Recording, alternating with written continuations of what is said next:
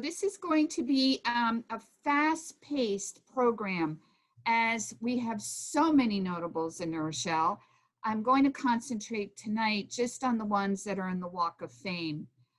There are plenty more, and if Michael Hall were with us today, he'd say, Barbara, why are you just talking about the famous people? What about people? Well, there have been quite many extraordinary people who have made New Rochelle their homes. Some have become internationally or nationally famous, some locally, and some yet to be discovered.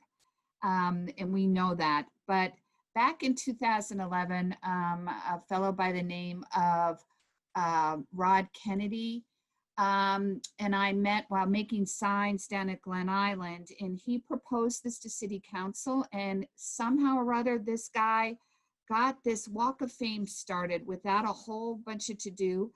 One of the reasons was that he funded it. And there are interpretive signs that are outside. We had a criteria for who would be selected. We tried to have a good sampling of different areas, different backgrounds of people.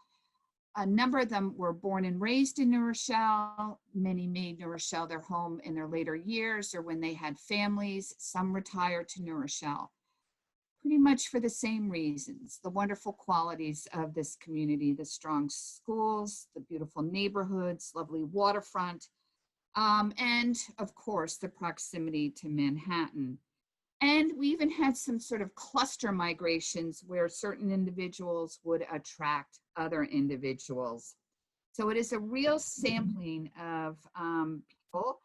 And we'll start with the first American woman to become a saint. This was Elizabeth Ann Seton, who was born to a prominent Episcopal family, not Catholic. She lost her mother when she was 3, and her father would send Elizabeth and her sister out to this house, which still stands straddling New Rochelle and Pelham on Pelham Road. This house actually dates back to the late 1700s when it was owned by a Pell family member. And then it was sold to the Baileys. Mr. Bailey married a Huguenot descendant. Mr. Bailey was the brother of Elizabeth's father. And the girls would spend their summers out here. We have a wonderful booklet of reminiscences of Elizabeth growing up here, attending church services at Trinity Episcopal Church. She married young, had 5 children. They moved to Italy, where she discovered Catholicism.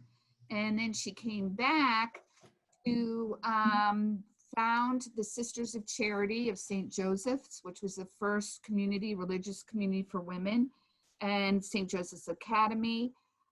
She was canonized in September 14th, 1975 by Pope Paul VI. Again, she was the first citizen born in the United States to be given the title of saint.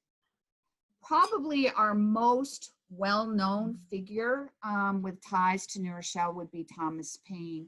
Of course, he led the country. He incited the colonists and fostered their willingness to go and fight for their independence with his writing, Common Sense, The Age of Reasons, The Rights of Man. His powerful words struck a chord and really instigated the revolution. Afterwards, he was gifted 360 acres of land in New Rochelle and had belonged to a Tory family, the DeVoes, French Huguenot descendants who had sided with the British. The farm extended from what is now North Avenue all the way to what is now the border of Mamaroneck. The house was further up the hill. His home was later moved down to its present site, where it stands today, maintained by the Huguenot and New Rochelle Historical Association. Just up the hill is a very important monument, and we have a group working to get it restored. We're hoping that the city will be funding that soon. It's a beautiful monument. If you ever have an opportunity to get close, words are etched in it, and his words are incredibly powerful. We also have the Thomas a memorial building, which the group is also trying to protect. Now, New Rochelle stayed primarily agrarian throughout the time when the Huguenots settled it in the 1680s into the 1700s, up until the time that the steamboat was invented. And then it would slowly change from being a farming community to one of recreation and resort. This picture is of the Neptune House. Those of you who heard the program 2 weeks ago heard me say that it was advertised as being, in point of salubrity, unsurpassed by any. Now, this resort period would bring hundreds of thousands of people into New Rochelle for summer recreation, and many of them stayed for good, including many, many wealthy individuals. So the Gilded Age in New Rochelle was quite something. And that's when the estates went up, the farms were bought up, and big mansions were created. It was also helped by John Starren's Glen Island Resort, and John Starren is now in our Walk of Fame. He was a congressman. He owned the largest fleet of steamships in Manhattan, and he created the world's pleasure grounds. This man did not have any modesty. He was going to rival the Chicago Exposition with his resort, and he came pretty close. It saw 500,000 people in its second year, which was 1881. He had all kinds of amenities, a Chinese pagoda, zoo, an apiary, an aviary, little villages that we believe Walt Disney got his idea for Epcot from. The one remaining is the German castle that was little Germany or Deutschland. It was just a fabulous wonderland, and his steamboats would bring people from Manhattan in for a days of pleasure, and it had incredible success. Each year, more and more people would come to New Rochelle to go to John Starren's resort and enjoy all of its amenities. Here we have the Klein Deutschland, or Little Germany. He had a little Holland with a windmill, the Chinese pagoda with a tea room that would ring out each time a steamboat pulled in, quaint little buildings. It was catering for a genteel crowd, and boy, the crowds did come big time. When that program of mine about the waterfront is up, you can learn all about Glen Island, because I covered a great deal of it, and it was well documented in postcards. Well, one of the individuals who would come out to vacation in the summer was John Stevenson. Stevenson was notable because he invented the first streetcar to run on rails in the United States. It was May 1831 that he started the John Stevenson Company. He and his wife started coming out here in the early 1860s and then decided to plant roots here. He built a magnificent structure. Here he is. He was a fierce-looking man and very active in the Women's Christian Temperance Society. And here's a picture of his one of his streetcars. And this was Clifford that he built as his summer home, and then it became his full-time home with stone quarried from the area. And as I mentioned in my program a couple weeks ago, not one nail was used. It was entirely screws. Today, it serves as the Eastern Province headquarters for the Salesians, and the school is on the grounds as well. Stevenson owned what would become Stevenson Boulevard, where Stevenson School was once located, now Stevenson Park. And before that, it was a development. It was Crystal Lake, a huge, huge lake used for ice making.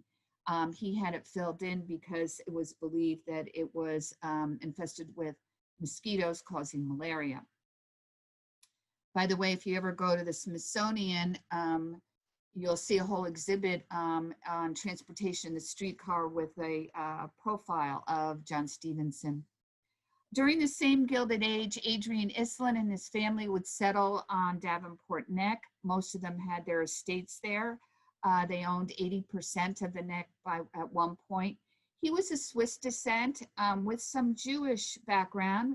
He married Eleanor Islin, pictured here in a painting done by John Sargent. They had 6 children. He made his money in coal and railroads and other financial endeavors, quite successful. This is the painting by John Sargent, the picture of Adrian Iselin, the patriarch. And all the children would build their homes on the neck or nearby. They were great yachtsmen. They had tunnels that would lead down to the water's edge.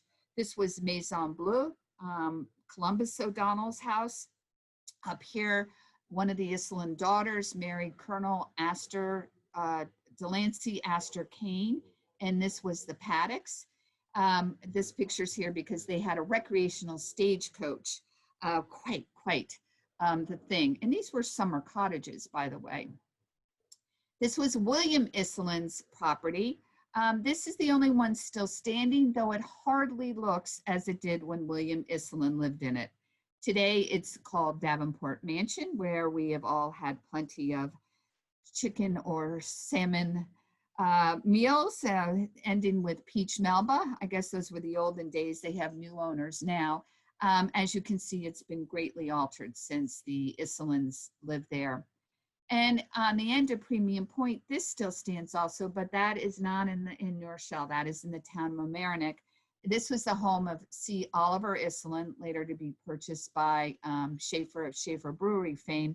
C. Oliver Iselin was 5 times defender of the America's Cup. The Iselins were incredibly influential in New Rochelle, incredibly. Eleanor, the wife, was a devout Catholic, and she and her daughters, particularly Georgine, who would become a papal countess, paid for the first German Catholic church, which would be St. Gabriel's, the first Italian church, Catholic church for Italian community, which was St. Joseph's, pictured here. St. Gabriel's is up above. Beautiful Tiffany windows memorializing the Iselins and others. They also built a gymnasium, which would become a school, St. Gabriel's School. They put in the water system in New Rochelle. They even funded Anshe Sholem, the first synagogue. They gave $10,000 for its beginning. Very, very influential, and they developed a great deal in New Rochelle, including Residence Park. Down in the South End, also Robert Sherwood and his family made up sort of an Irish enclave. He's actually Robert Emmet Sherwood, Emmet family being the same famous Emmets from Ireland. Also the Keoghs were quite a group of prominent Irish men and women living in the southeast corner. Actually, that became a whole area for new Irish immigrants. They were almost sequestered there for a good amount of time. But Robert Emmet Sherwood went on to become a major film critic, playwright, and screenwriter. He was in with the Algonquin Round Table, good friend with Dorothy Parker, and he would go on to write the play Waterloo Bridge, which starred Vivian Leigh, The Petrified Forest, the film starring Bette Davis and Humphrey Bogart, Idiot's Delight, which won a Pulitzer Prize. He was amazingly important, not only as a playwright, film critic, and screenwriter. He also wrote the screenplay for The Scarlet Pimpernel, the Abe Lincoln in Illinois, Alfred Hitchcock's Rebecca, and he won an Oscar for the Best Original Screenplay for The Best Years of Our Life. During World War II, he became the speechwriter for President Roosevelt and coined the phrase Arsenal of Democracy. He also served as the director of Office of Information and won a Pulitzer for his memoir, Roosevelt and Hopkins. So by the late 1800s, early 1900s, New Rochelle's downtown is thriving, primarily due to the Eastern European Jews who had settled here and were maintaining the shops. Of course, the coming of the railroad in 1848 also led to a thriving downtown. And it was attracting more and more people, many of them who would plant roots for good. This was also the time that our residential parks were being developed, the first being Rochelle Park, now a locally designated district and on the National Register as Rochelle Park, Rochelle Heights. These were laid out in a very careful way, giving setback and plenty of breathing room, large lot sizes, walking distance to the train, perfect for commuters, which was the new breed of American coming out. And this was letting New Rochelle become one of the premier American suburbs. Residence Park would follow, and that was developed by Adrian Iselin Jr. Sycamore Park, also developed by the Iselins, would be for the working people, many of them maintaining the estates. Down here, Beachmont was also a higher end residential park that would come in the early 1900s. These neighborhoods would help attract more people into New Rochelle, particularly artists. And as well, Echo Bay, our incredible waterfront opportunities, are the resorts, Davenport Neck, the rowing club, the yacht clubs, Echo Bay Yacht Club, Hudson Park Beach, were all big selling points for newcomers and new families. One of those new families taking advantage of Hudson Park in this picture was Eddie Foy, and eventually his 7 little Foys. There you see Eddie and his children with his first wife. He was started out as a busker, poor mother who happened to be a nurse for Abraham Lincoln's wife, Mary Todd Lincoln, after she had a breakdown, but I digress. He would travel out west to perform in various saloons and Western, in the wild, wild West. In 1903, he would settle down with his wife and continue to be performing in Broadway, such as this one in Over the River, but then starting Eddie Foy and the 7 Little Foys, a vaudeville routine that featured his children. And he bought a big old house in New Rochelle, first on the Post Road, and then another big old house on Wayman Avenue, and it was called the Foyer. The running joke with the New Rochelle Police Department was whenever they had a missing kid, they'd go down to the Foy's house and say, "So, you missing one of them?" Or, I mean, if they found a kid, they would go down and say, "Are you missing a kid? Because here we found one."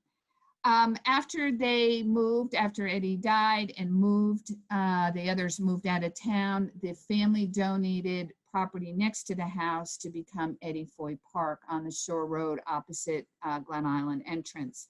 The Foys, many of them went on, like Eddie Foy Jr., to be in show business. They had made quite a claim. They performed a great deal for charities in New Rochelle, often raising money for the Irish Benevolence Society and the police and fire departments, and making quite a presence in New Rochelle in many ways. Now, next time you come to the library, come towards my office and you'll see this striking portrait of Eddie Foy. This was gifted to the library by Eddie Foy III. I had a phone call many years ago, and when I picked up and I heard on the other line, "Is this Barbara Davis?" And I said, "Yes." And he said, "This is Eddie Foy III." And I nearly fell off my seat. He was called Matchsticks because of the 3, and would become, Eddie Foy III worked very closely with Jerry Lewis. And he donated not only this portrait, which the Friends of the Library, thank you, Treasurer Aurora Letterman, who's on the call on the Zoom today. He also donated the bronze dancing shoes, which we have on display. They have holes in the soles, and they're quite a find. Bob Hope portrayed Eddie in a movie called 7 Little Foys, and the shoes Bob Hope wore portraying Eddie were gifted to the Smithsonian. So ours are indeed very important, and you can see them right outside my office. Still down at Hudson Park, we see the New Rochelle Rowing Club here and the original New Rochelle Yacht Club over here. And behind you see a schooner. This was quite a lively place, and in 1910, it would be filled with boaters as well as swimmers, and it was at that time that a young New Rochelle girl by the name of Irene Foote would meet her husband-to-be, Vernon Castle. The two would become married.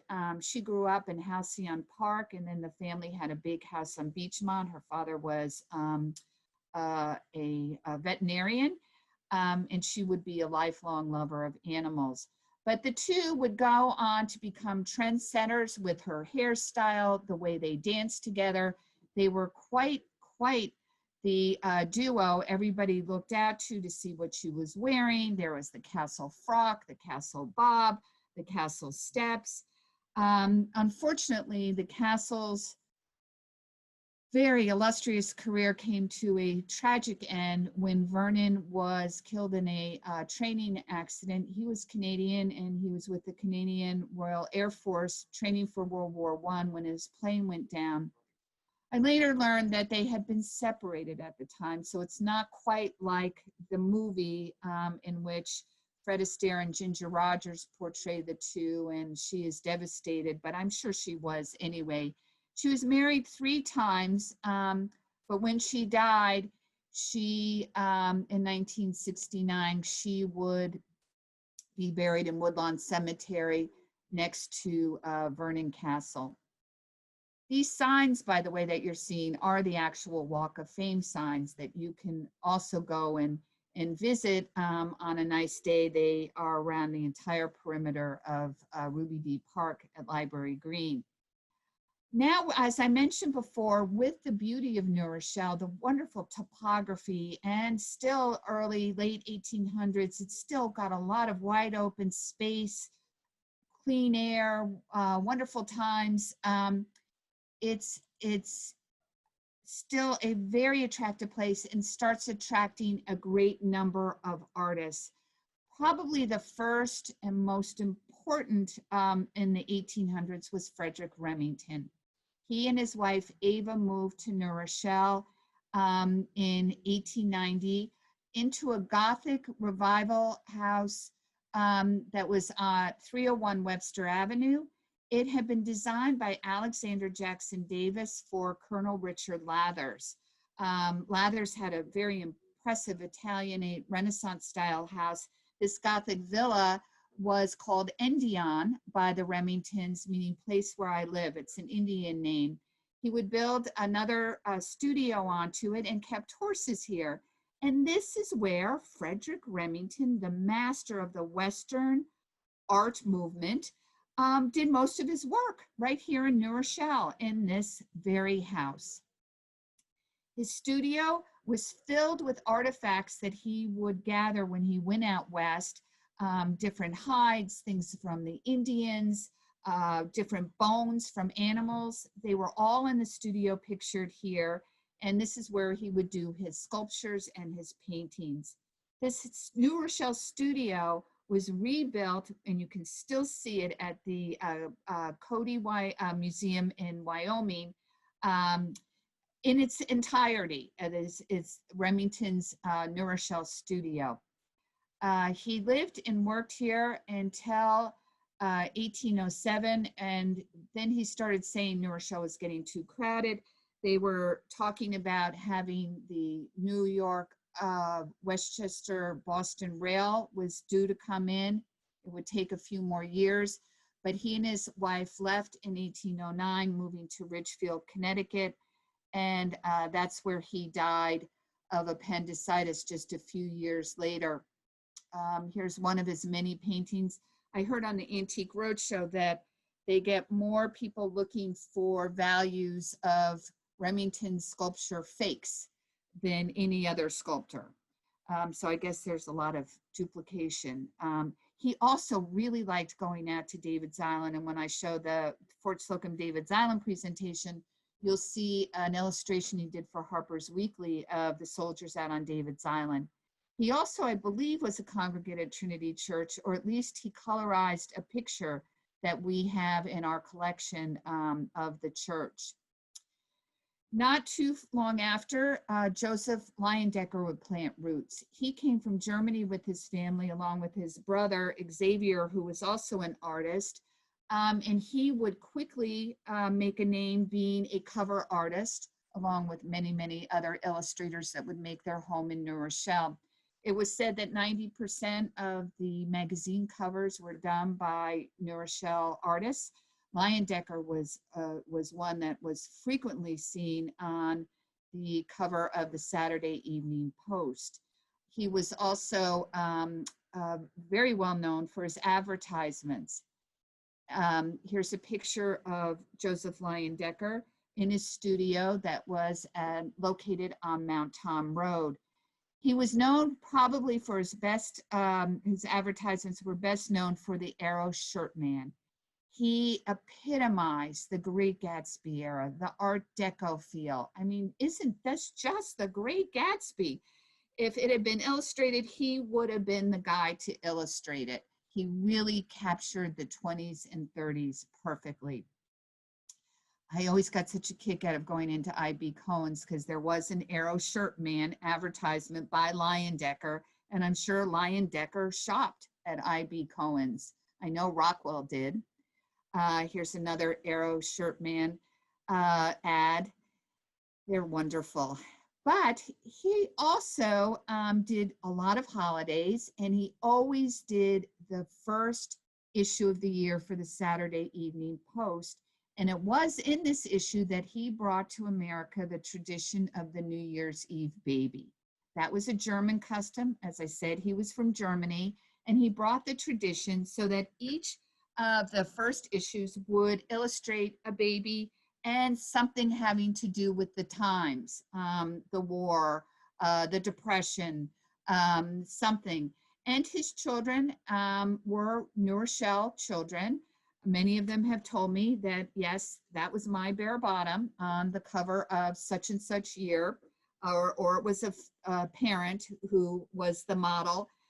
His caretaker had two children, the Cannell brothers. Both were models for Joseph Leyendecker. And with his other holidays, whether it was Halloween, Thanksgiving, Christmas, he grew a lot of his crops on his beautiful estate, pictured here on Mount Tom. Gorgeous gardens cared for at one time by Mr. Cannell, the caretaker. Today, this is the Mount Tom School and Camp. And the studio is still intact, his beautiful studio. He at one time had an addition for his brother, who, as I said, was an artist too, but had a horrible substance abuse problem and eventually killed himself. Joseph himself lived pretty much as a recluse with his partner, Charles Beach. They had a sports car and would drive to the station to take his paintings into Manhattan and pretty much stayed amongst themselves, though he was very active in the New Rochelle Art Association and contributed greatly. He also did many of the posters for World War I. His idol was Norman Rockwell. Rockwell used to wait at the New Rochelle train station to see Leyendecker drive in his sports car, and invited him over for dinner once and was mortified when the turkey slipped off the tray and went under the dining room table. He absolutely adored Leyendecker and his work. Now, Rockwell would come to New Rochelle as a child when his parents first moved into the Brown boarding lodge on Prospect Street. That was in 1912. He would come back and make his home very close to where his parents lived. He lived and worked in New Rochelle for 25 years. This was his first cover. He used the same model for all three of the characters. This was Billy Paine, one of his very favorite child models. He used a lot of children in New Rochelle. I always say he would scour the playgrounds, which he couldn't do today. And they said that the boys got a quarter, the girls needed a little more money because they had to bring a chaperone. His first studio was the former studio of Frederick Remington that he shared with Vic Clyde Forsythe. Then the two moved into a studio over dry cleaners. It wasn't Schmuckler's yet, but it would become Schmuckler's Dry Cleaners at 364 North Avenue. And where I'm pointing was where his studio was. And then he would move on to Prospect Street, just opposite where his parents had been in a boarding house, and he had a studio at the Lischke property. Here he's doing one of his covers using George Lischke, his landlord's son Franklin, as a model. You see how he has set the model up to create this picture. He said of Franklin Lischke's, one of my favorite models, he does marvelous things with his eyebrows. He would have other studios and other homes in New Rochelle, finally buying a house at 24 Lord Kitchener, which still stands today, beautifully restored. That was his final home. His two boys went to Roosevelt School. His wife, that would be his second wife, and his two boys would go to St. John's Wilmot Church right around the corner. They left New Rochelle for Vermont in 1939. He would duplicate his New Rochelle studio in its entirety at his home in Arlington, Vermont. Now, if you want to hear more about the artists and illustrators of New Rochelle, you can go on to the Larchmont Public Library website. I did a program for them, a PowerPoint on the artists and illustrators of New Rochelle, or you can send me an email and I'll send you a link. Reginald Marsh and his family, all artists. His father and his two brothers and his mother were all artists, and they lived on Avon. Reginald was probably the most well-known, particularly for his depiction of the gritty New York City life and the murals he did for many buildings and the subways. He was a true chronicler of the Great Depression. His work is still exhibited at the Met and at MoMA. The Marsh family, as I said, had a beautiful house on Avon, which still stands with great studios for all of them inside.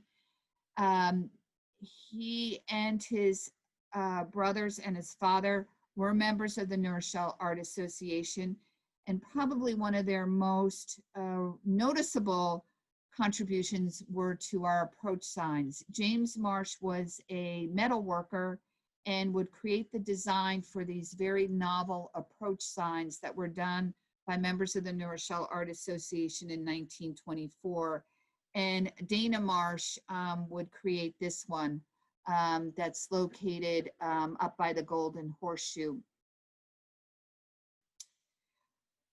One of the best known female artists of the day and cartoon artist was Nell Brinkley. And we're going to learn more about her because there's a new book coming out in August about female artists of the 1920s, of the Roaring '20s, and she's featured. I can't wait to read it because she fascinates me.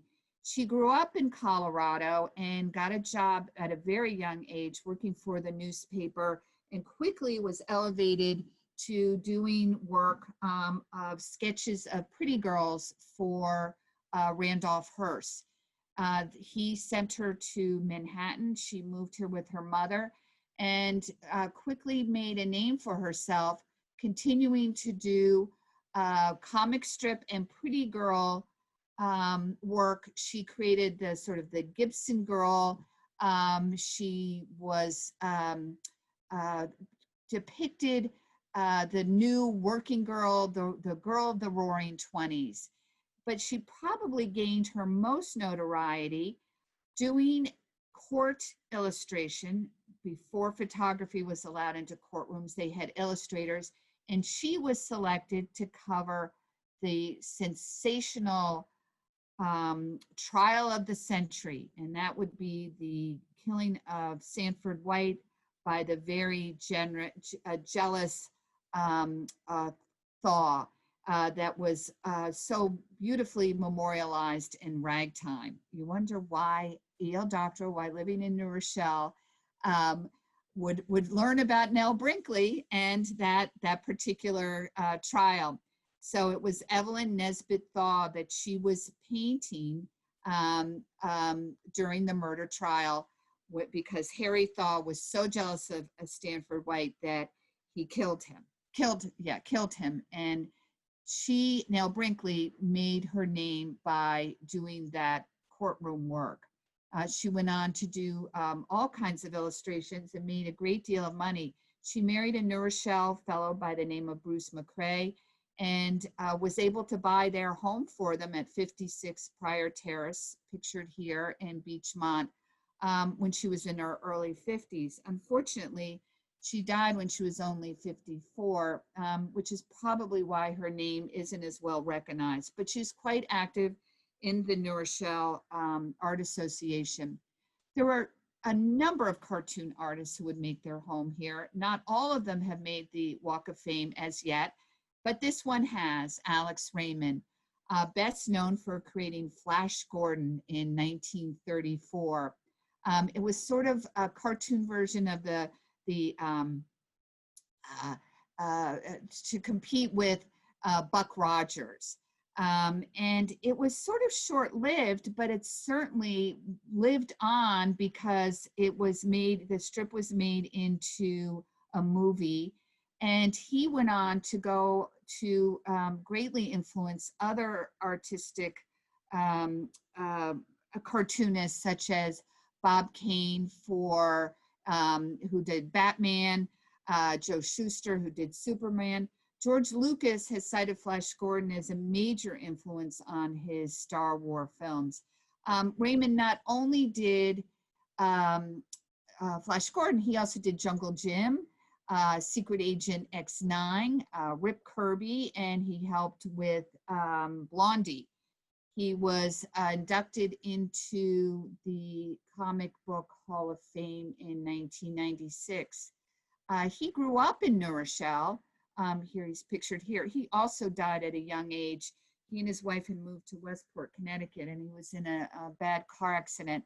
But he grew up here on Glenorchy in New Rochelle and attended Iona Prep.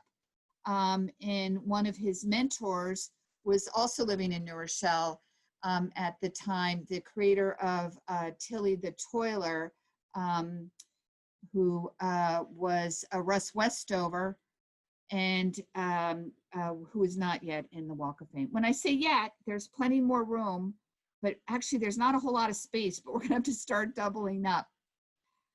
And not only were the cartoon artists here, but also the animators, beginning with Paul Terry, who of course created Mighty Mouse. He came to New Rochelle first because of a silent movie company by the name of Thanhauser Silent Movies, which you'll hear more about, where he showed the first animated cartoon, Little Herman. And he went on in 1934 to start Terry Toons in the Pershing Square building, which we know as of the K building. It quickly grew out of its headquarters, and he went on to have his creators of not only Mighty Mouse, but Little Nancy, Heckle and Jekyll, Deputy Dog, Hector the Heathcote, Sidney the Elephant, a whole host of them, moved into what had been the Knights of Columbus Hall at 38 Center Avenue, now Viva Grande. It's had quite a life. Knights of Columbus, Terry Toons, then it was Firehouse Films, an award-winning advertising firm, and now Fruit and Vegetables. So Terry Toons was located here for a good long time until it was bought by Viacom in the early 80s. He worked his cartoonists in a hard way, and there were frequent union issues with Terry Toons. He used to say, if Disney is the Tiffany's of cartooning, I'm the Woolworths. He worked and they pumped them out, and these cartoons went coast to coast. Sure, Mighty Mouse is the most famous of them all. I wish I could do a good imitation, but I can't do it justice for Woody the Woodpecker, but I'm hoping you're all hearing it in your mind. Woody was created by a boy who grew, a man who actually grew up in West New Rochelle. Walter Lantz and his brother Michael grew up as Lanzos in West New Rochelle, and both went on to have great careers. Michael as a sculptor and Walter as the creator of Woody Woodpecker.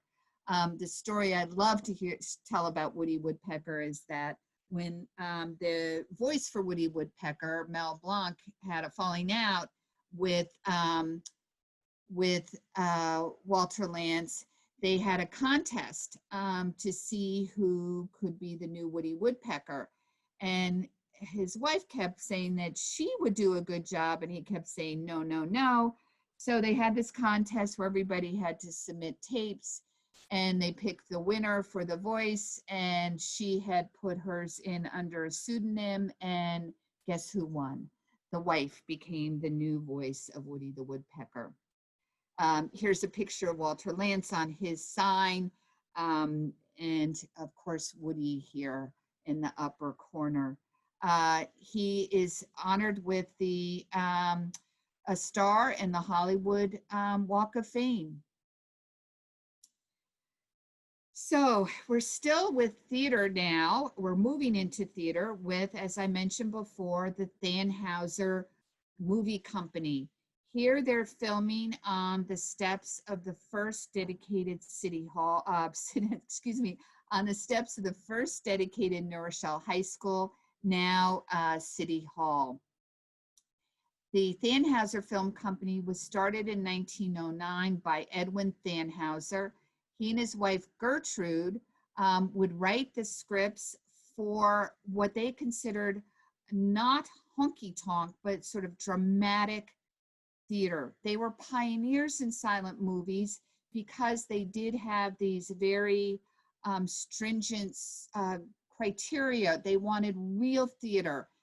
Some of it was humorous, but they also would pick up from Shakespeare and some of the classics, which they would create movies that went coast to coast. And over a 10-year period, they would produce over 1,000 silent movies. About a third of them have been discovered, preserved, and digitized by Thanhauser's grandson, Ned Thanhauser. And he has a fabulous website where you can see these films. So when you watch these films, you're actually seeing, and many times, New Rochelle during 1909 and 1919 because they used the entire community as their set. This was the first studio, and it was located on Grove Street and Center Avenue, about where the bread factory is today, overlooking I-95. But it had suffered a terrible fire on January 13th, 1913. As it burned, the filmmakers went out and filmed it and later produced a film, When the Studio Burns. There's a house in one of the pictures I have that still stands today. And I understand from an oral history interview, they had ice on the windows. The ice melted. It was so hot, and it was quite dramatic. They rebuilt on Echo Avenue and would go on to produce all kinds of films and make stars out of all kinds of actresses of the days, Florence LeBeatty, Muriel Ostrich, James Cruz, names that don't mean anything to us, but they were the stars of the day and known across the country. The final home studio of Thanhauser is now Tedesco Auto Body, right near Echo Avenue on Main Street. Just as Thanhauser was ending, and not because of talkies, but they were being forced out by the big conglomerate movie makers, all the independents were going under. D.W. Griffith had opened his studios on Orienta Point, and he hired Dorothy and Lillian Gish to star in his films. And while they worked for him, they lived in New Rochelle. And while they were living in New Rochelle, Lillian directed her first film and only film. She said she would never do it again. It starred her sister Dorothy, and it was called Remodeling Her Husband. The two sisters and their mothers lived in this house, which had been on the property of Judge Martin Keogh, aforementioned, and today is the Huguenot Yacht Club. Claire Trevor actually grew up in Mamaroneck, but her family lost all their money in the Depression and moved to New Rochelle into an apartment on Center Avenue. And it was while she was living there that she made her first films, going to Long Island City to work for for Viacom. And she would go on to become the queen of film noir, winning, getting nominated for an Oscar in Dead End. She performed in Stagecoach with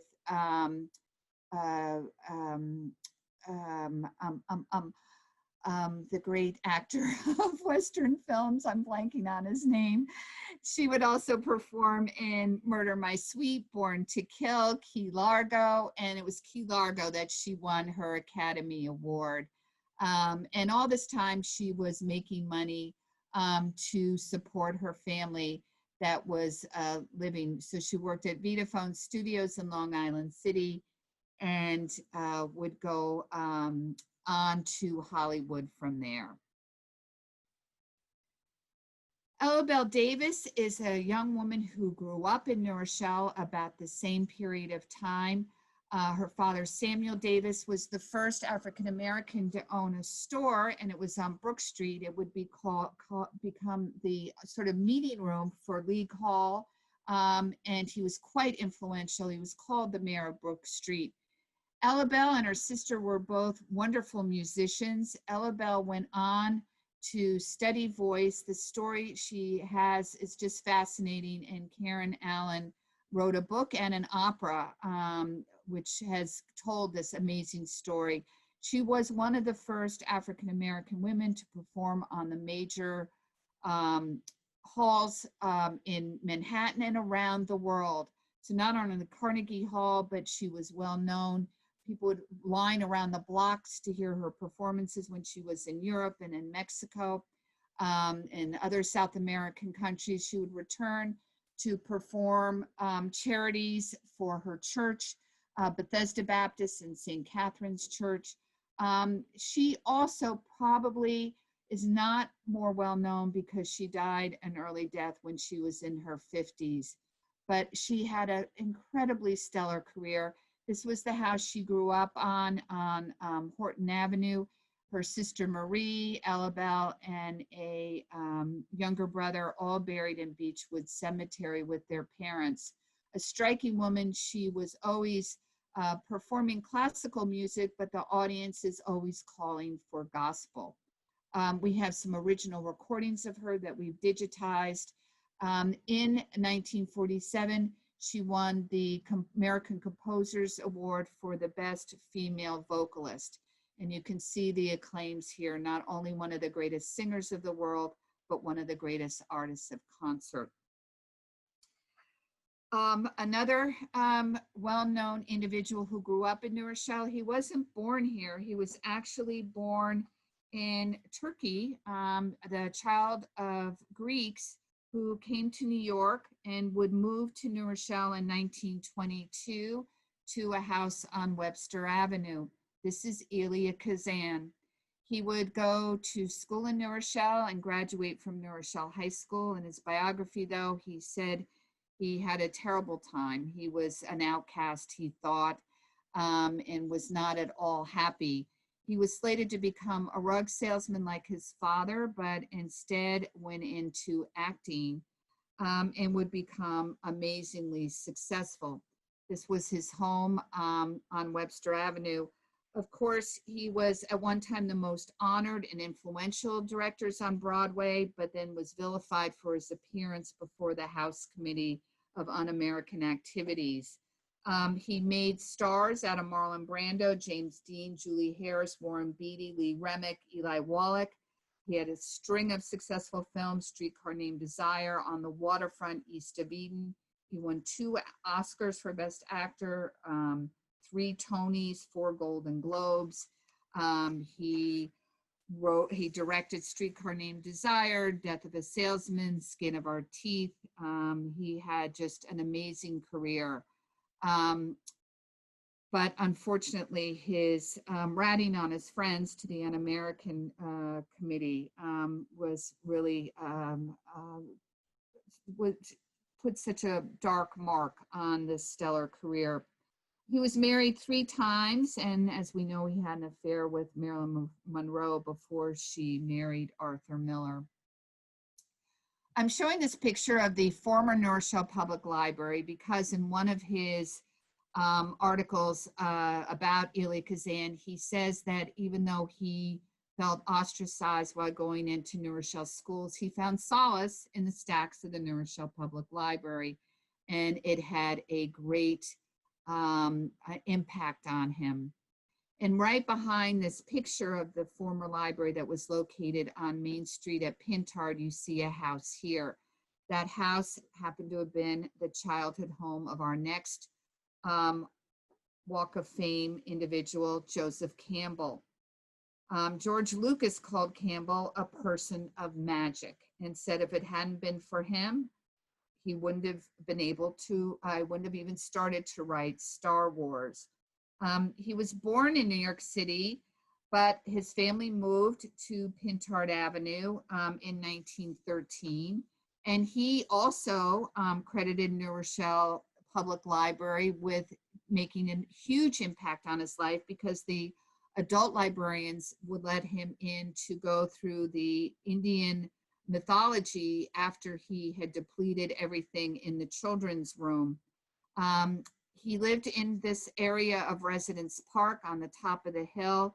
And it was here in New Rochelle that he would see the Buffalo Bill shows, Wild West shows, probably at Glen Island, and gained his fascination that went on to carry him into his lifelong quest for basic universal truths expressed in different ways across country. And I guess he became most well known with the 6-part television series, Joseph Campbell and the Power of Myth, that was done by Bill Moyers in the 1980s. Here's his sign in the Walk of Fame. His family, unfortunately, their house in Residence Park on Pintard suffered a terrible fire, and his grandmother died in that fire. The fire burned to the ground. This was in 1919, destroyed his Indian books and his collection that he might have found down at Davenport Park. And they moved to White Plains from there and on to other places. He died in his home in Hawaii. Carrie Chapman Catt, I'm going to be doing a whole program, as I mentioned, in August on leading suffragists. And of course, Carrie Chapman Catt will be featured in that one. She was the woman who took the gavel from Susan B. Anthony and led the United States to the ratification of the 19th Amendment just 100 years ago next month, and which is the time for my talk. After leading that long battle to its end, she would move to Armonk to live for a short time, and then to New Rochelle, where she would spend her last years of life from 1928 to her death in 1956. And it was here in New Rochelle, where she lived at 120 Paine Avenue, that she would do her work for Women for Peace and Disarmament, carry on the League of Women Voters. She was a member of the Women's Club of New Rochelle, the Women's Christian Temperance Society, constantly being quoted in newspapers and magazines around the world. There was a stamp for her, at least one. Even in Turkey, there was one, and quite active. She was a strong advocate for history of New Rochelle, including Thomas Paine, and for the New Rochelle Public Library. We have in our archives some handwritten letters from Carrie Chapman Catt to our librarians. Her home was large enough that she could have teas for 200. She had a gorgeous garden. These are pictures inside of her home and in her sunroom.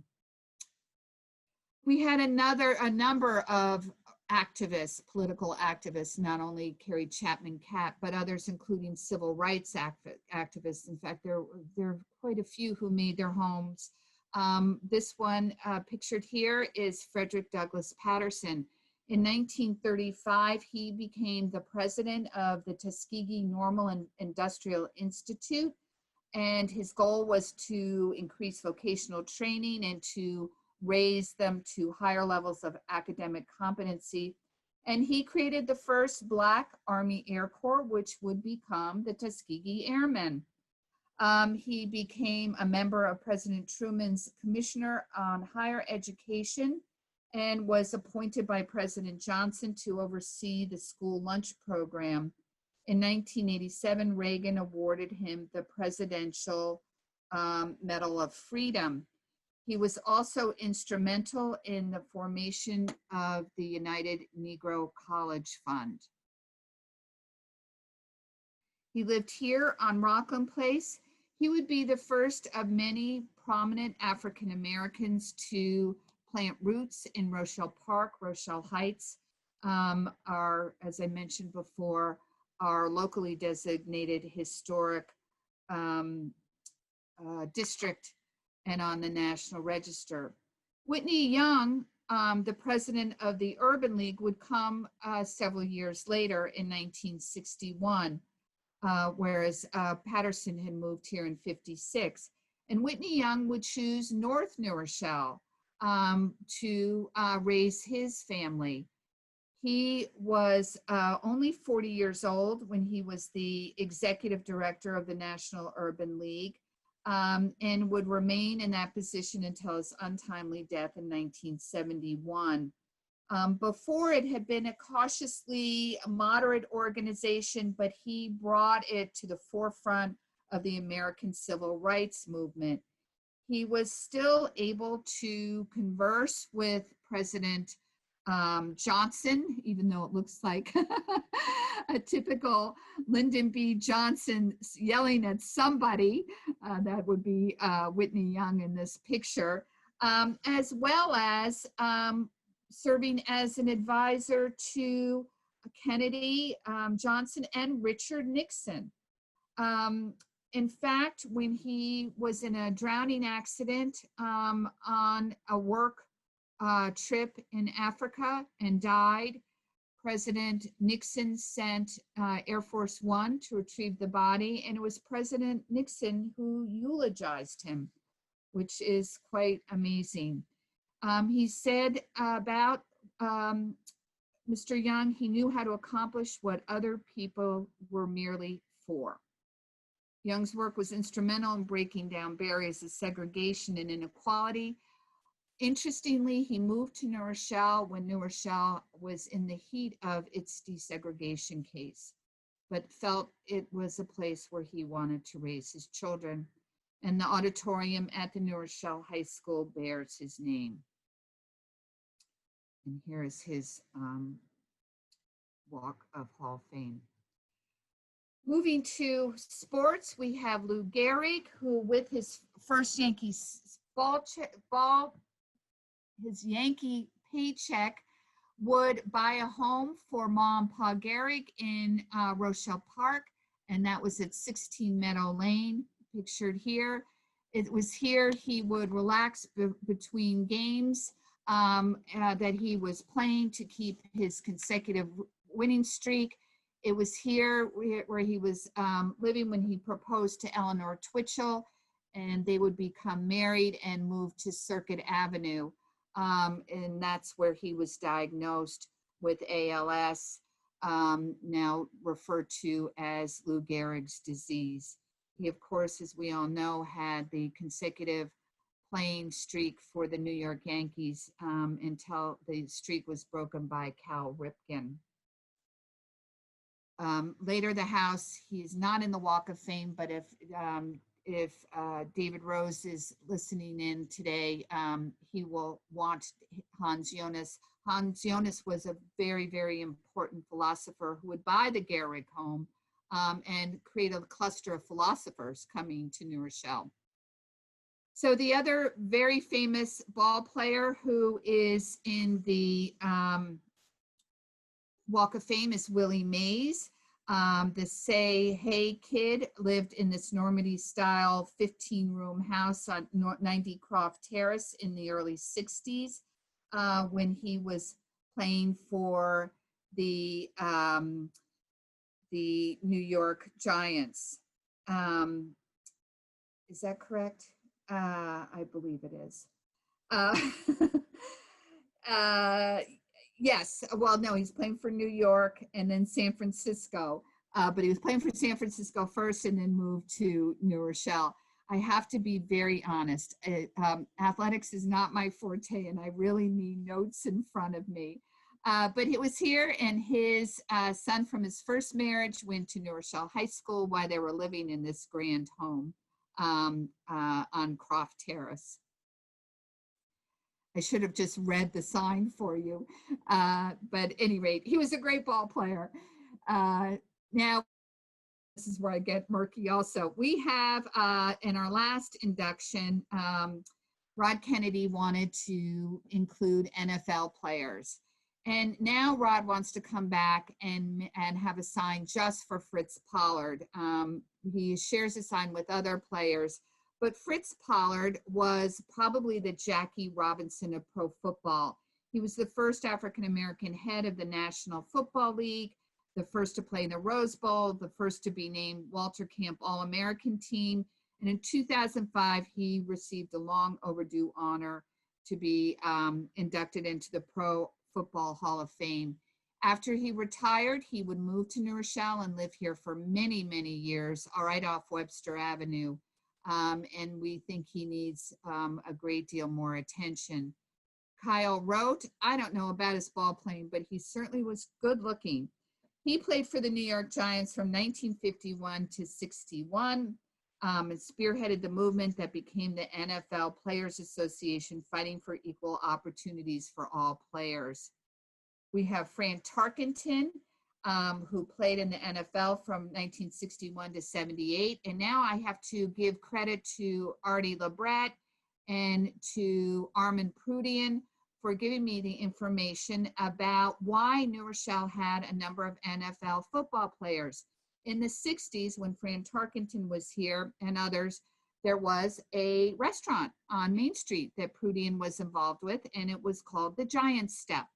And it was frequented by players and fans of the NFL. And at this time, the Giants were actually playing at Yankee Stadium. So it was a quick hop. And Artie Labret would accompany many of these players, he tells me, as probably others that were graduates of New Rochelle High School in 51 or thereabouts, would know all these great New York Giants. Tarkenton was among them, and he lived just up my street on Disbrow Lane.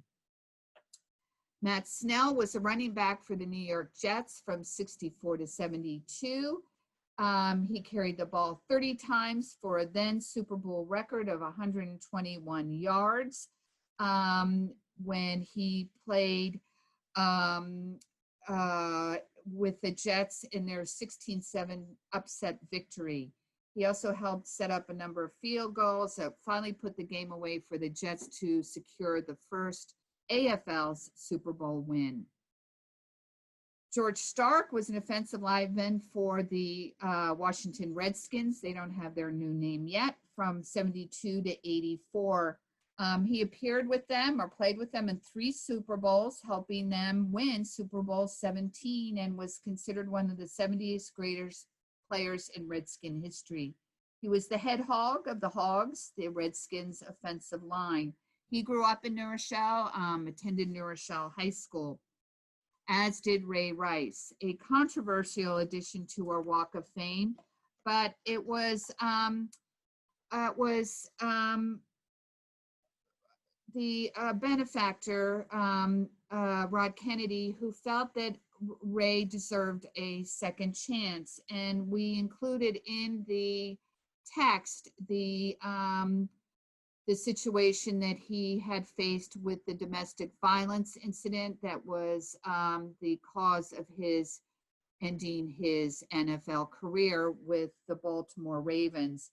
He, of course, had been the star of the New Rochelle Huguenots in high school, which led to him being selected to the Ravens, and he played for them from 2008 to 2013. He's returned to the high school to help coach the Huguenots, which until the pandemic were winning or had already won But now, because of the pandemic, we don't know if they're going to be able to continue their winning streak. Completely different area, Courant and Fredericks. Some of you have probably heard of the Courant Institute at NYU, perhaps the most esteemed mathematical institutes in the world. It was named for Richard Courant, who chose New Rochelle for his home after leaving Nazi Germany. He's well remembered for his achievements. He and David Hilbert authored an influential textbook, still used years after it was written. And his name is attached to the finite element method, later reinvented by engineers. His method led to the Courant minimax principle and the Courant-Friedrichs-Lewis condition. Another namesake, Kurt Friedrichs, also left Nazi Germany, emigrating to New York in 1937, joined his friend here in New Rochelle. And this created a sort of small sub-cluster migration of these great mathematicians. Harold Grad was another one. Wilhelm Magnus was another. And here we have Kurt Otto Friedrichs. His two sons still live in New Rochelle, and Richard Courant, who lived, I believe, in the Northfield section. Another scientist, a doctor, Henry Heimlich, is known, of course, for the Heimlich, inventing the Heimlich maneuver, now universal. He grew up in New Rochelle on 8th Street and on Stevenson Boulevard, graduating from New Rochelle High School in 1937. He had a long career as a physician and had other life-saving medical inventions. He said, I could do more towards saving lives in 3 minutes on television than I could in my whole life in an operating room.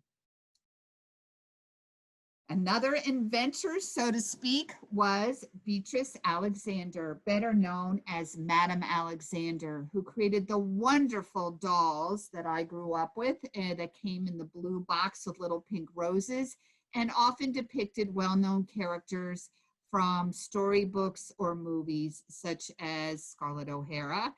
And she also created the first doll with curves. The Sissy doll came before Barbie. She would create all these books and brought on the name Madame after a well-known Italian doll maker. She and her husband lived in this house. Oops, excuse me, I don't have a picture of the house on Oxford. She was a prominent congregant in Bethel Synagogue, and she is was inducted into the American Toy Makers Hall of Fame. Say, kids, what time is it? Well, it was the howdy doody time for many, many years on Paine Avenue when Buffalo Bob Smith had his well-known first radio show and then his television show. It was the Howdy Doody Show. He would broadcast from his home at 195 Paine Avenue. Before and after his heart attack, many kids in New Rochelle served in the peanut gallery. Okay, still going along the theme with the television personalities, we have Carl and Rob Reiner, and we just lost Carl Reiner. What a wonderful piece there was in Sunday in the Times, written by Steve Martin. If you haven't put it in recycling yet, haul it out and read it. It is a great, great tribute to Carl Reiner, who, of course, we renamed the street where he lived, 48 Bonnie Meadow Road. The inspiration for the Dick Van Dyke Show was renamed the Dick Van Dyke Show Way, and we Skyped him in. It was one of the greatest moments of my city historian careers, was talking to Carl Reiner via Skype. And of course, his son Rob, who lived in the house, as well as the daughter and his wife Estelle, when it was the inspiration for that quintessential suburban sitcom that everybody loved and won so many awards.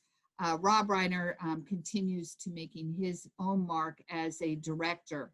Here's the house at 48 Bonnie Meadow Road that served as the inspiration for the Dick Van Dyke Show. Carl Reiner, the director. In fact, he was supposed to star as the lead, but it did not fly. He once said that he thought it was probably his New York Jewish demeanor just didn't do the trick, so instead they went with a perky Broadway star by the name of Dick Van Dyke to be the lead. And even though it was almost canceled after the first year, the sponsors insisted that it be kept on, and it would go on to win so many Emmys. And it was the second most popular sitcom, only following the Beverly Hillbillies. Rob Reiner, a great director of such films as Spinal Tap, When Harry Met Sally, and of course we all know him as the meatball on All in the Family. Okay, what door will it be? Door number 1, door number 2, door number 3. Do you all remember Let's Make a Deal? Well, when Monty Hall was the star of this game show, he was living in New Rochelle and on his home on Broadview Avenue from 1955 to 1963. And coincidentally, this house, and here it's pictured today, has 3 doors, just like his television set for Let's Make a Deal had.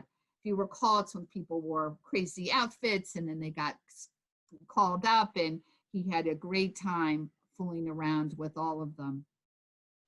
Not television, but radio. Gary Gray was considered the father of talk radio. He started as a DJ when he struck up on telephone conversation with Woody Herman, who was a very popular celebrity, and that was the birth of talk radio. He became very, very popular with his show on WOR, and then a first game show. In fact, we had other game show personalities here as well. Another cluster happened. And Barry Gray lived on Dorchester Avenue in the 50s and 60s while he was becoming a star. As Larry King said, he was one of the biggest influences in my life and one of my genuine heroes. He's pictured here. Don Hewitt, television personality, the founder of 60 Minutes, grew up in New Rochelle on Webster Avenue, attended Webster School, where he was the publisher of the school newspaper. He also was a reporter and a publisher at Albert Leonard Junior High School. And at New Rochelle High School, he had a sports column for the Huguenot Herald called Athletes Footnotes. I love it. And then he started out at CBS, where he would make his name creating the legendary award-winning, still going strong 60 Minutes. Of the senior high school when Don Hewitt attended. And his high school yearbook picture here, and it talks about how he was so interested in journalism. He also served in World War II, and in our book of honor for all those New Rochelians who served, he's with the war correspondents. Another television personality, Jay Leno, grew up in the Residence Park area of New Rochelle in this house. He lived here until he was around 10 or 7 years old. They moved to Boston, but he attended Jefferson School. In fact, there was a funny story in the Walk of Fame that one of his report cards said in his 5th grade report card, his teacher wrote, "If Jay spent as much time studying as he does being a comedian, he'd be a big star." Well, he did become a big star, taking over for the Tonight Show from Johnny Carson and doing so well. He was dubbed the King of the Night Show. He's a great philanthropist, and of course we all know him because of his love for cars, and that's what he continues to do. But this was his home right on Leland Avenue, and I think that's Hickory Street coming down, or Chestnut, one of those streets.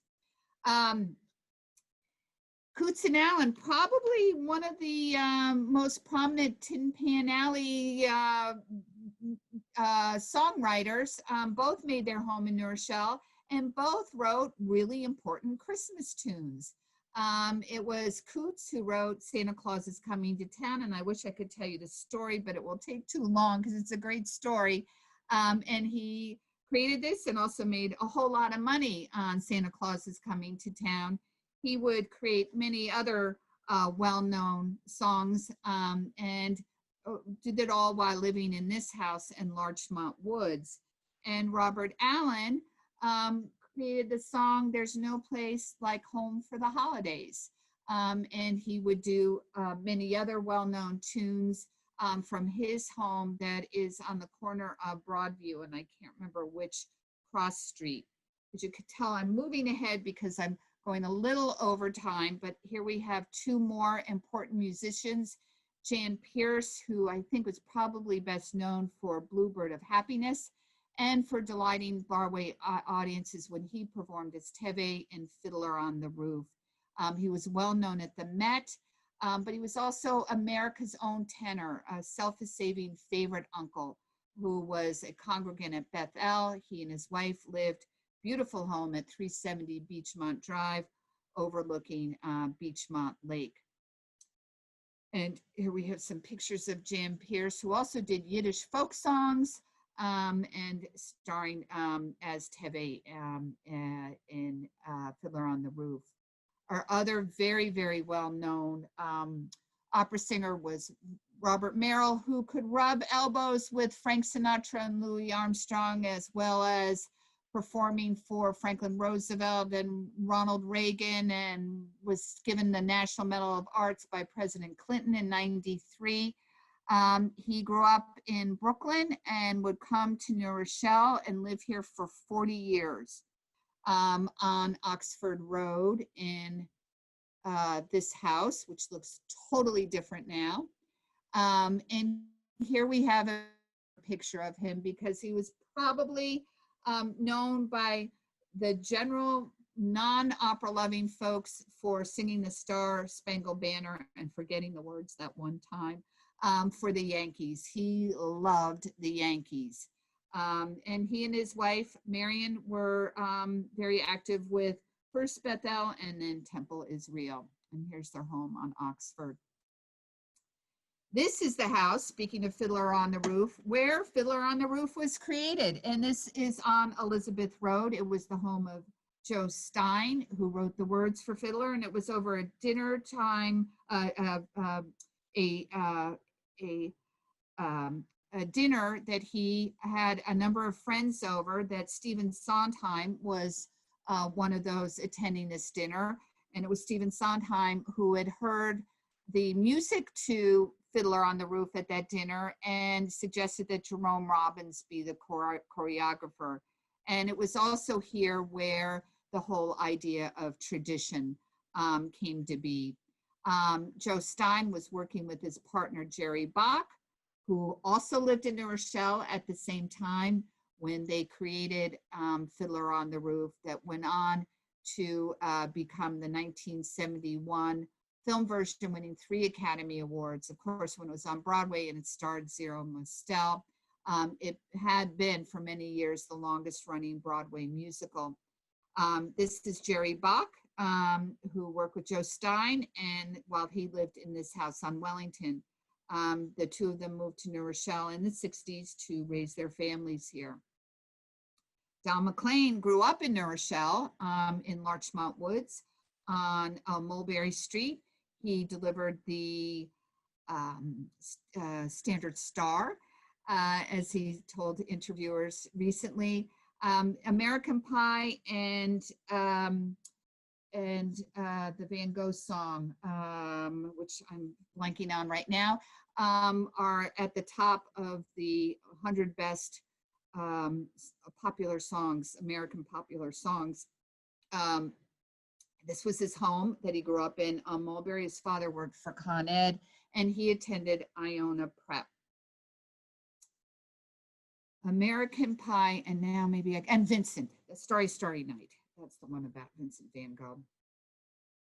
Alan Menken, oh my gosh. He also born and raised in New Rochelle in the Northfield area. His father was a dentist, which always cracks me up because he, of course, created Little Shop of Horrors. And he went on to do more Disney shows than do the lyrics from these movies than any. and get more Oscars than anybody else, Academy Awards, than the only other one to get more than he is Walt Disney. Of course, there's Aladdin, Beauty and the Beast, Pocahontas, Hunchback of Notre Dame, Little Mermaid, Hercules, Enchanted, Tangled. He is just an amazing, amazing songwriter, and continues today. Not from New Rochelle, he lives up in North Salem, but family members still live in the Northfield area. Here we have pictured, of course, Beauty and the Beast that he recently, where he was interviewed in the Wall Street Journal, and he said that that's one of his favorites. Shaft. Richard Roundtree, born in New Rochelle in 1942, attended New Rochelle High School, was on the undefeated nationally ranked football team in 1960, and he became known for his portrayal of John Shaft and other Shaft movies.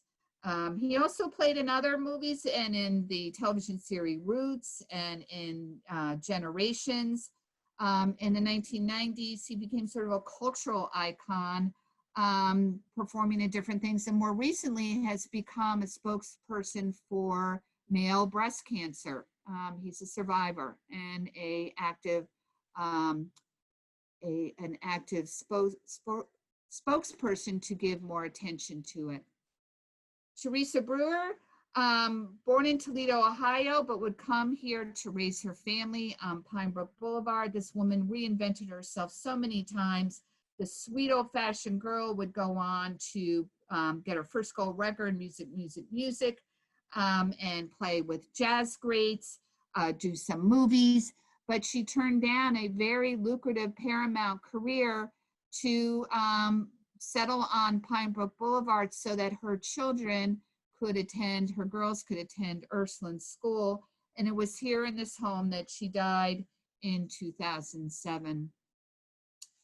Pearl Primus made her home in New Rochelle after she retired from her dance and cultural anthropology career. Pearl Primus was the one who studied African dance and brought it to America with all the culture. We still teach it here. We have for 25 years through Boken Day, and the leader of Boken Day was a student of Pearl Primus. She was going to be a doctor, but she would not be able to get accepted to medical school because she was Black and she was a woman. So she took up dance, and while she was studying dance, she also went to Africa and brought back and danced with Martha Graham and Alvin Ailey and got her doctorate as a cultural anthropologist. While she lived in New Rochelle, she was a storyteller. She taught students at St. Catherine's Methodist Episcopal Church, and she and her husband, Percival Ward, also a dancer, lived on Coligny Avenue in this house. Frances Sternhagen, one of my most favorite people. She and her husband, Tom Carlin, chose Sutton Manor, where she still lives today, to raise their big family. Both were actors. She lost her husband many years ago. Frances has performed in so many different roles, in so many, such diverse, on stage, in movies, on television, from her debut in Up the Down Staircase to Bright Lights, Big City. She's played on Sex and the City. She was Cliff's mom on Cheers. She played in Neil Simon's The Good Doctor. She's been nominated for Tony Awards 5 times, 6 times, and she won one for The Heiress. She was played in on stage in Driving Miss Daisy. She's just a phenomenal actress, a wonderful person, a longtime supporter of many different organizations in New Rochelle. She's lived here since 1959. As I said, they raised their 6 children, and a very strong member of the Sutton Manor community. One of my favorite stories is when she won her Tony for The Heiress. They were all in their pajamas getting outside, going down the street in a Congo line to congratulate her. E.L. Doctorow made his home in New Rochelle so he could raise his family here. And it was in this house on Broadview where he gained his inspiration to write Ragtime. This well-known author had such a stellar career that included not only Ragtime, but so many other his works of historical fiction. And he would get his research materials at the New Rochelle Public Library, which is why we named our local history room after him. Ragtime begins in 1902. Father built a house at the crest of the Broadview Avenue Hill in New Rochelle. It was a 3-story brown shingle with dormers, bay windows, and a screened porch. He was quite active while living in New Rochelle, as was his wife, Helen.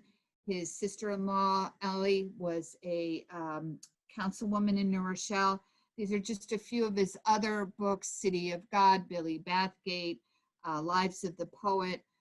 Just a very prolific, excellent American author. We were so sad to lose him just a few years ago. And stay tuned, there's going to be quite a tribute to E.L. Doctorow in the near future. And here's our E.L. Doctorow room. Finally, I'm going to end with this explanation point: Ossie Davis and Ruby Dee. These two individuals had stellar, amazing careers all on their own and as a couple, and what a couple they were. Of course, they both performed on stage, starting out in stage, going on to theater and television, radio, movies. They did it all. They both wrote poetry. They had an incredible television program on PBS that brought to the forefront African-American talent, music, playwrights. It was just an amazing show. I was so glad I had the opportunity when we were giving a tribute to Ruby to see some of these television programs. Between them, 10 Emmy nominations, Tony nominations, and I think there's even been some Grammy nominations for their recordings. We lost Ossie in 2005, and oh wait, here I want to show you here they're celebrating the 100th broadcast of their radio program with Martin Luther King. This is their book they wrote together with Ossie and Ruby, In This Life Together. And here they are at the White House to get the Medal of the Arts with their children, Nora, Hesna, and Guy, who has an amazing career as a musician. They chose New Rochelle to raise their family in this beautiful home that has one of the most magnificent views, because it's very high up in Rochelle Heights on Cortlandt Avenue.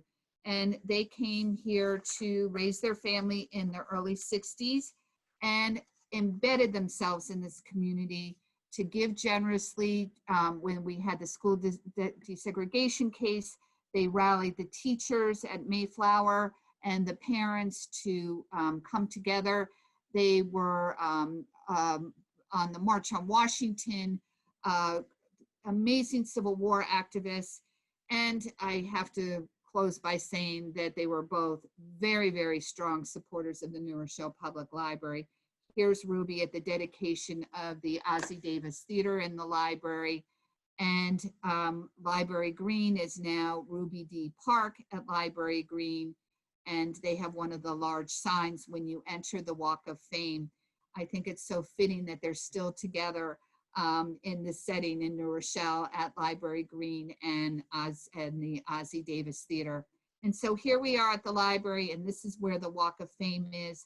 I thank you so much for you sticking with me. It is over an hour, but we have so many luminaries and there's so much to tell you about them. And this is just the tip of the iceberg. So hope to have you back for other programs. We have lesser known notables, we have presidential scandals, we have all kinds of different people to continue exploring and discovering. So that ends the program, and oops. Let me get rid of this. Stop share and bring you back. And now, Ed, can you unmute everybody? And we'll see if anybody has any questions. I'm sure everybody wants to go to dinner now. Does anybody have any questions? Hold on. Okay. Yeah, unmute yourselves. Unmute yourselves too. Go ahead, Mel. Oh, I wanted to ask you, Barbara, one of the people who was a resident, a great baseball player, Mariano Rivera. Well, you know, we are doing another induction, and guess what, Mel? Actually, I'm having a meeting with the mayor tomorrow. Yes. And Rob Kennedy, and we're going to talk about the next two inductions. And I can't say anything yet, but stay tuned. Okay. Thanks. Thank It you. was very nice. Liked it. Really. Anybody else? Barbara, Sycamore Park. I can't get my picture for some That's reason. okay, but Diane, hold on. I have a chat question. Margot asked, where's Sycamore Park and Residence Park? Sycamore Park is off of Kings Highway, right opposite Holy Sepulchre Cemetery. So if you go down Main Street, instead of going left towards Home Depot, you go right up that hill, and it's that enclave up there. And Residence Park is a large area that extends from Center Avenue to Drake Avenue, from Main Street to Pelham Road. And that was one of the early residential parks that had been part of Leland's property, where he had Leland Castle. Thank you. It was a great talk. I really enjoyed it. Thank you. Any other questions? If you do, unmute yourself. Barbara? Yes? Yeah, I had brought this up once before about Dennis Miller. I'm Dennis James. I always liked him. I know where his house is, and how come he's not? Who is? Dennis Who is James. that? Dennis James. Oh, Dennis James. He's in San Souci, and I'll send you an aerial picture of his house, Diane. No, I've have been one. there. I used to pass it. I want to know why he's not mentioned. He's not in the Walk of Fame. Oh, these were only, okay. Oh, okay. Walk of Fame, yeah. And I can't mention everybody. I No. mean, we Okay. would be going on for like hours, so I have to do it in sections. He's in another one of my talks. Okay, okay. Great. Anybody else? All righty. Well, thank you again for sticking with me through this. It was like my other ones won't be. I promise I'll be faster. And hope you can tune in some more. It's a lot of fun to do this. And if you have more questions, you can always email me, bdavis@nrpl.org. And I look forward to seeing you, if not when we reopen, or not when you're coming for curbside. I hope we'll see you in 2 weeks on the next Zoom. Have a good night, everyone.